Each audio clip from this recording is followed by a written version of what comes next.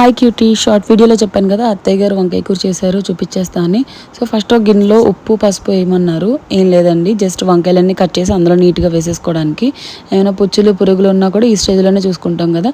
So నేనైతే వంకాయలన్నిటిని head దగ్గర కొంచెం ఉంచి మొత్తం తీసేసి నాట్లు పెట్టేసుకున్నానండి. పుచ్చులు ఏమైనా ఉంటాయేమో, పురుగులు ఏమైనా ఉంటే అన్నీ శుభ్రం చేసేసుకున్నాను.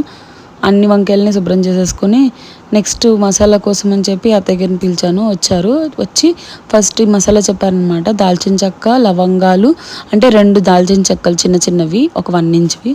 తర్వాత 6-7 లవంగాలు వేసామండి. తర్వాత దాంట్లో మన గసగసాలు వేశారు. సో అది ఒక పేస్ట్. ఇదేమో ఉల్లిపాయలు 3 పెద్ద సైజు ఉల్లిపాయలు తీసుకున్నాను. వాటిని కూడా శుభ్రంగా తొక్క తీసేసి శుభ్రం కడిగేసుకుని పెద్ద జార్లు వేసేసాను. ఈ గసగసాలది కూడా పేస్ట్ చేసి కొంచెం వాటర్ వేయమన్నారు. వాటర్ వేసి కూడా చేసి సైడ్కి పెట్టేశాను. తర్వాత ఉల్లిపాయలు కూడా సేమ్ అండి. ఉల్లిపాయలు మరీ పేస్ట్లో చేసుకోకూడదండి, కచ్చబిచ్చగా వేసుకోవాలి. తర్వాత బాండి పెట్టి ఆయిల్ వేసి, ఆయిల్ వేడెక్కాక మనం ముందుగా కట్ చేసి పెట్టుకున్నాం కదండి వంకాయల్ని, వాటన్నిటినీ ఒక 70% కుక్ అయ్యే వరకు ఆయిల్లో ఫ్రై చేయమన్నారు అత్తయ్య గారిని అడిగితే. ఓకే, మనం ఏం చేసే పని ఉందని చెప్పి లోపు ఇచ్చేద్దామని మొదలెట్టాం. జాగ్రత్తగా చేయమ్మా, ఒళ్ళు మీద వేసేసుకోకు నూనె, చేతుల మీద కాళ్ళ మీద అని ముందే చెప్పారు. అంటే మనం పద్ధతికి మారూపం కాబట్టి అలా చెప్తూ ఉంటారు, మనం వినాలి. ఈ తర్వాత అత్తయ్య గారి లోపు సైడ్లో స్టఫ్ అంటే మనం ముందుగా పేస్ట్ చేసుకున్నాం కదా గసగసాలు ఇంకా ఉల్లిపాయ, వాటిని సిద్ధం చేస్తున్నారనమాట. ప్లేట్లో గసగసాల పేస్ట్, ఉల్లిపాయలు కచ్చబెచ్చగా వేసుకుంది, ఉప్పు, పసుపు, కారం, ధనియాల పొడి, జీలకర్ర పొడి అన్నీ వేసేసారు. మేము కారం కొంచెం ఎక్కువ తింటాం స్పైస్గా.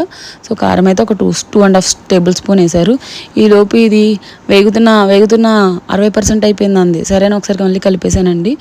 అత్తగారి లోపు ధనియాల పొడి వేస్తున్నారు, అండ్ తర్వాత జీలకర్ర పొడి కూడా వేసేసారు. కలుపుతూ ఉన్నారనమాట.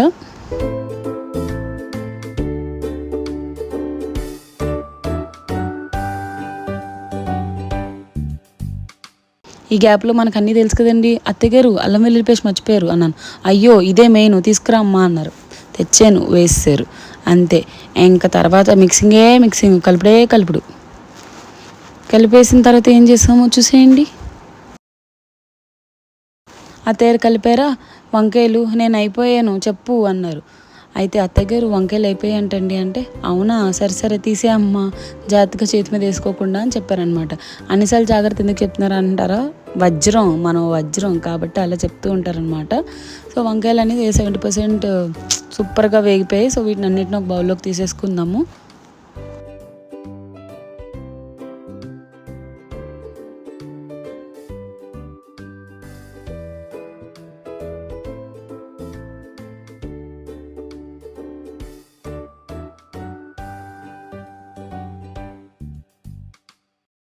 సో అత్తయ్య గారు అన్నీ తీసేసాక ఆ మసాలా ఏదైతే పేస్ట్ కలుపుకున్నామో అది పెట్టి ఒక 5 minutes వదిలేయమన్నారు.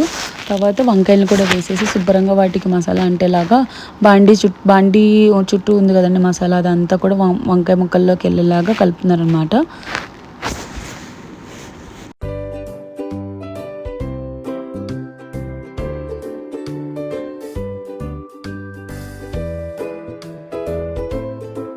సో ఒక 2 minutes మగ్గాక కొంచెం వాటర్, ప్లేట్లో మసాలా ఉంది కదండి అది ఇంకా కొంచెం ఎక్స్ట్రా వాటర్ యాడ్ చేసి శుభ్రంగా దాన్ని మొత్తం నీట్గా కలిపేసుకుని పరిచేసారనమాట మొత్తం బాండీ అంతా వంకాయల్ని.